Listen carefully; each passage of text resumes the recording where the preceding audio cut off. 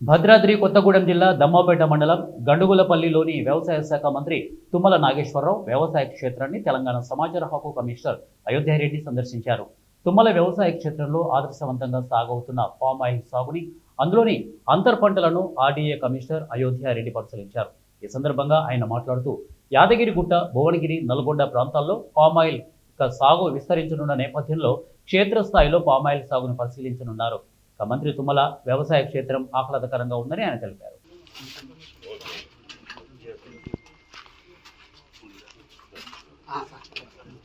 కమిషనర్గా పెండింగ్ అప్పీళ్లను పరిష్కరించడం కోసం కొత్తగూడెం భద్రాద్రి జిల్లాలో 2 రోజుల పాటు హియరింగ్స్ నిర్వహించాం కలెక్టరేట్లో. ఆ తర్వాత వెళ్తూ ఉన్నప్పుడు ఒకసారి వ్యవసాయంలో ఈ ఫామ్ ఆయిల్ అనేది కొంత మనకు యాదగిరిగుట్ట, నల్గొండ, భువనగిరి ఆ ఏరియాకు తక్కువ కల్టివేషన్ అసలు ఆల్మోస్ట్ లేదు ఇప్పటికీ. దీన్ని కనుక చూస్తే కొంత లేబర్, వాటర్ రెండింటి కొంత స్కేర్సిటీ ఉన్న తట్టుకునే అవకాశాలు ఉన్నాయి అనుకున్నప్పుడు 2 సందర్భాల్లో యువేంద్ర గారితోనూ మంత్రి గారితోనూ డిస్కషన్ చేసినప్పుడు చెప్పిండ్రు. సరే ఇటు వచ్చినాం కాబట్టి ఇట్లా చూసుకోదామని వచ్చినాం.